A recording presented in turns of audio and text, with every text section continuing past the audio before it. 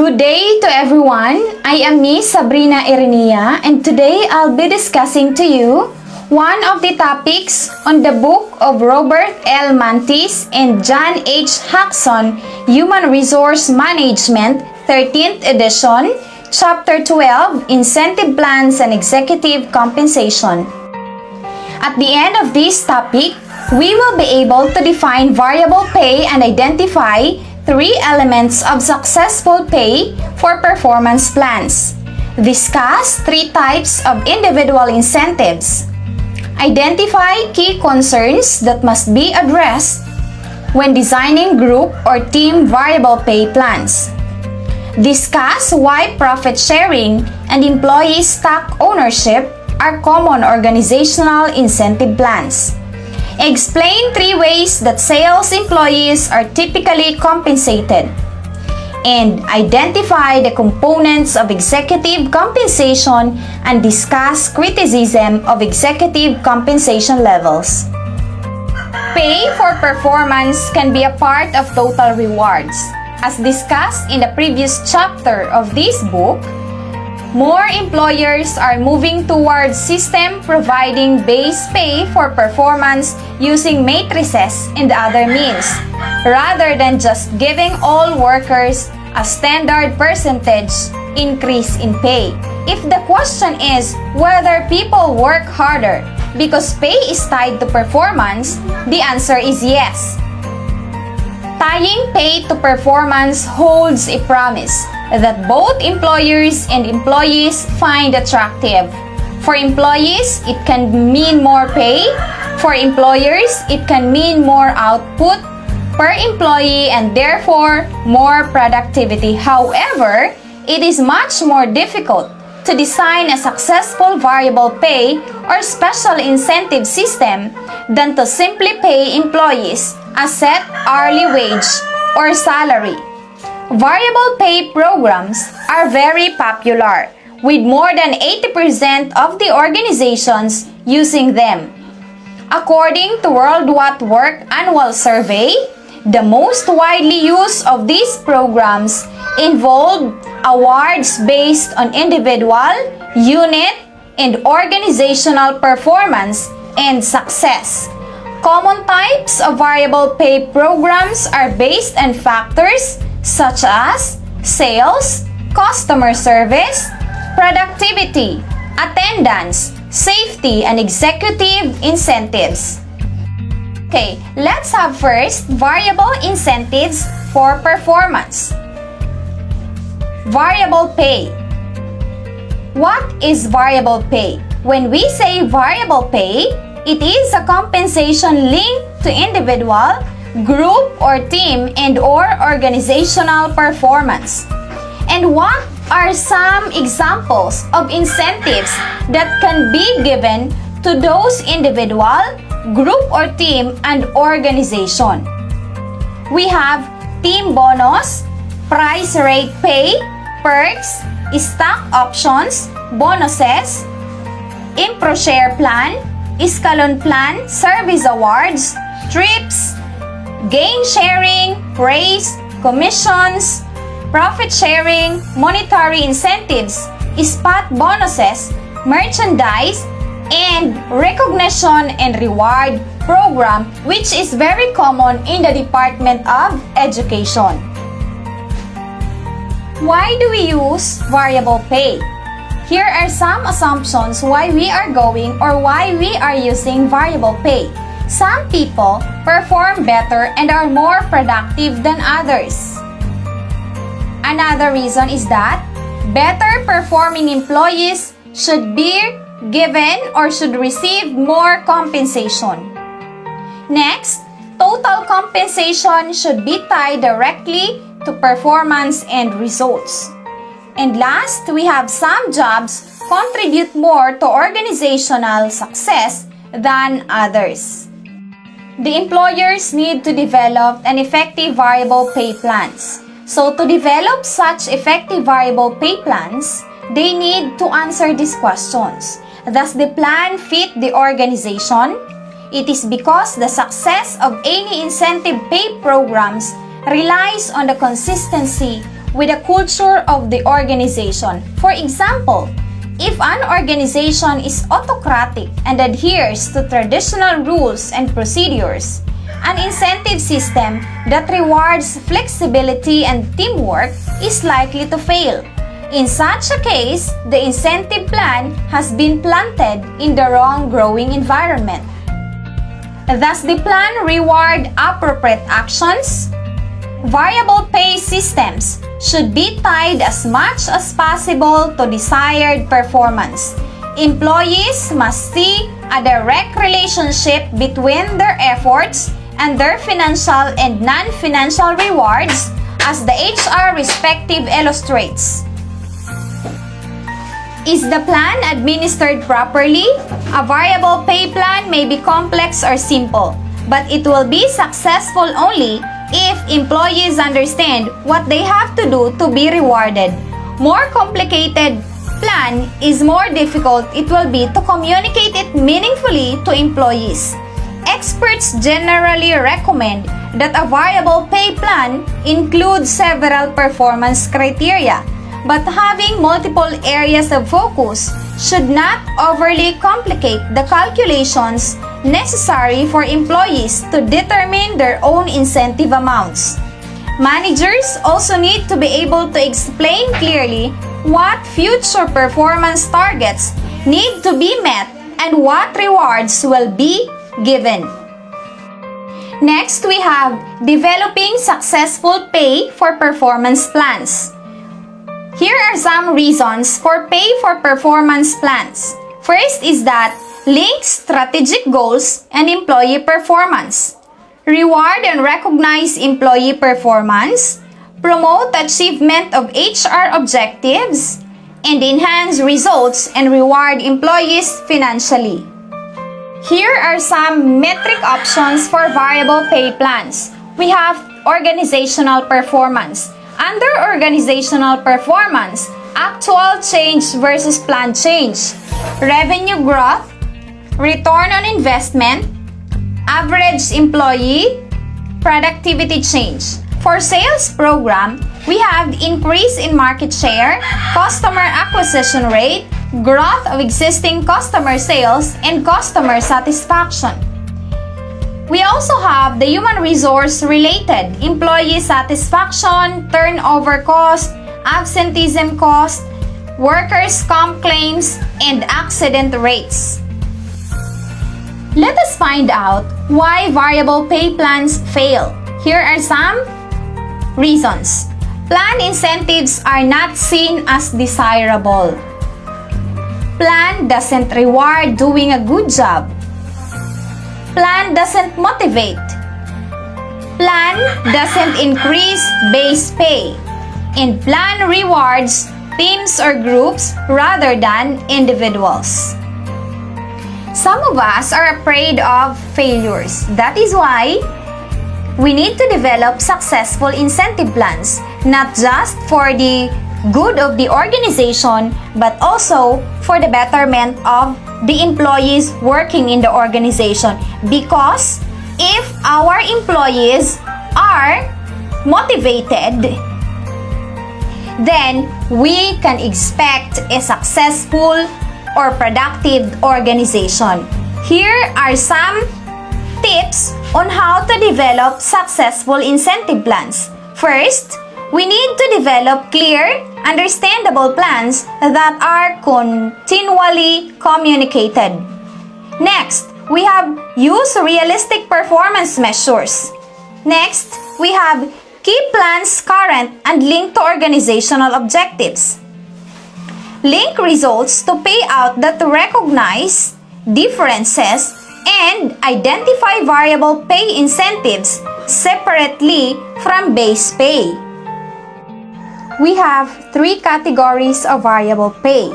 First is that individual incentives.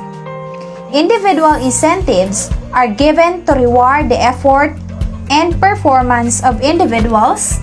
Some common means of providing individual variable pay are piece rate system, sales compensation, and individual bonuses.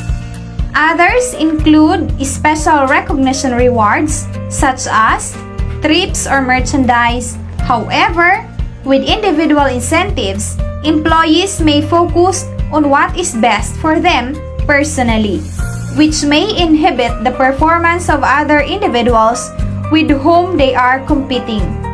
For this reason, in some situations, group or team incentives can be more appropriate.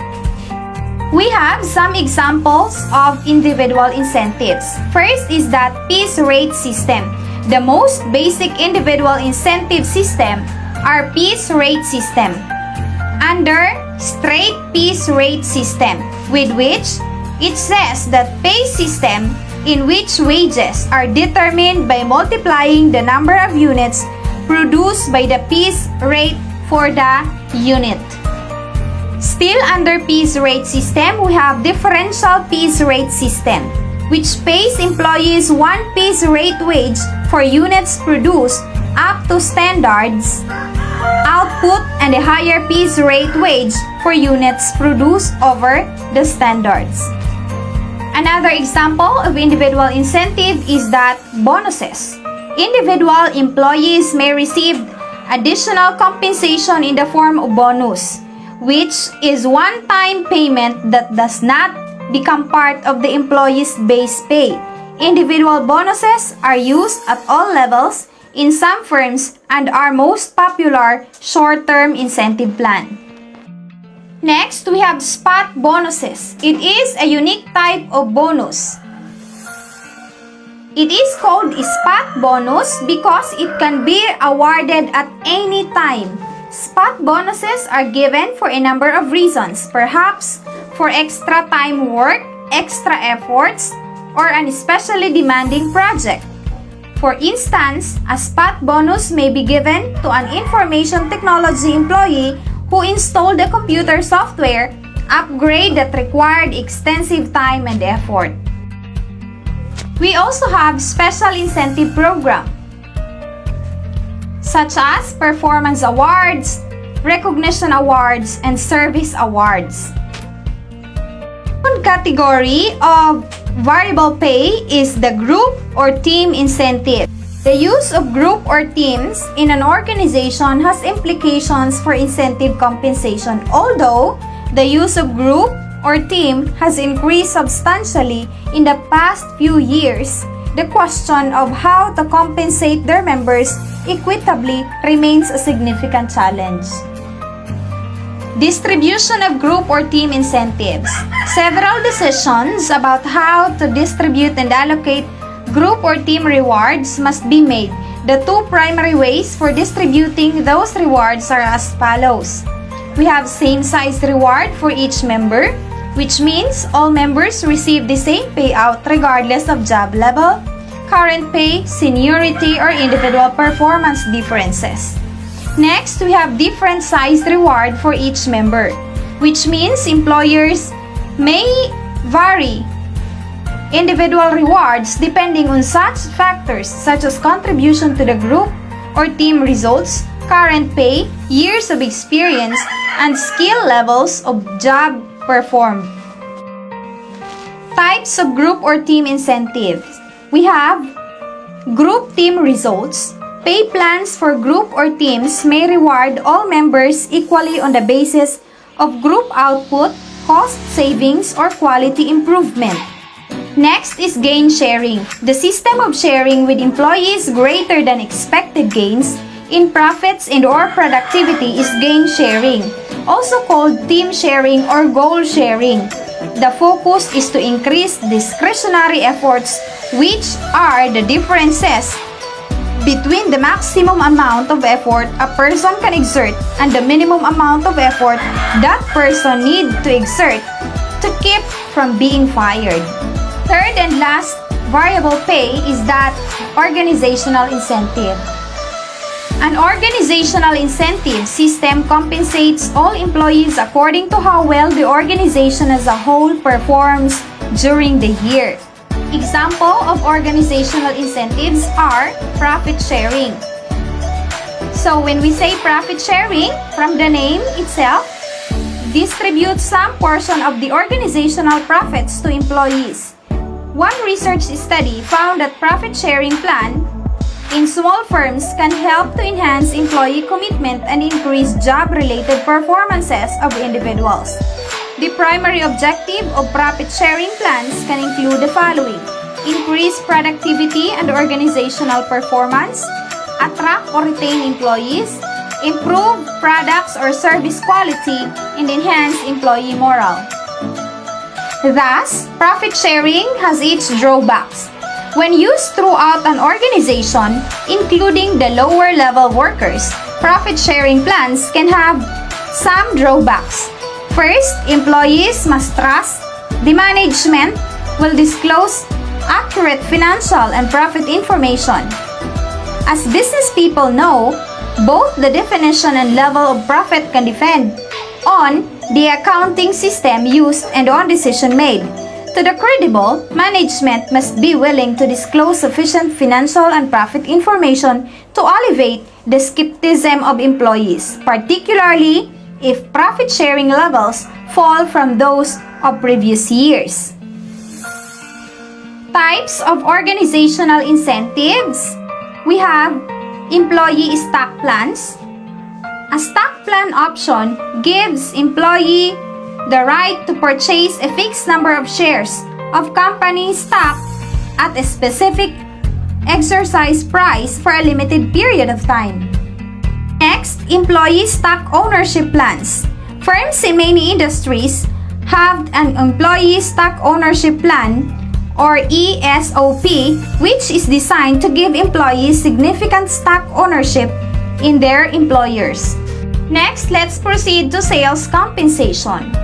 Types of sales compensation.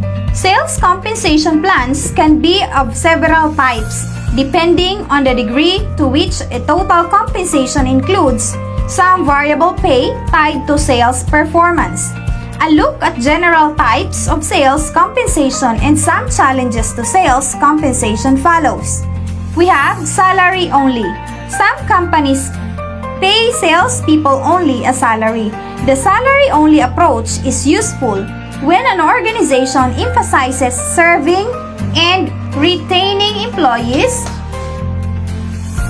or existing accounts over generating new sales and accounts.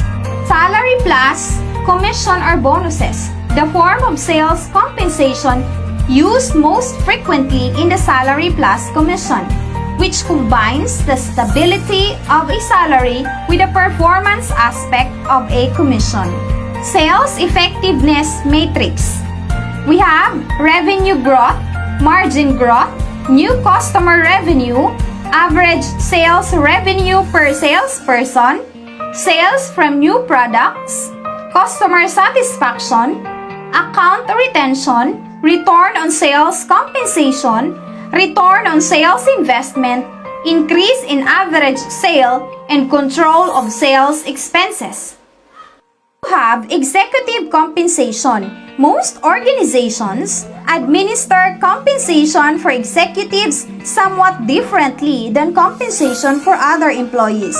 An executive typically is someone in the top of two levels of an organization, such as chief executive officers, president, senior vice president, chief operating officer, executive vice president, chief financial officer, or senior human resource executive.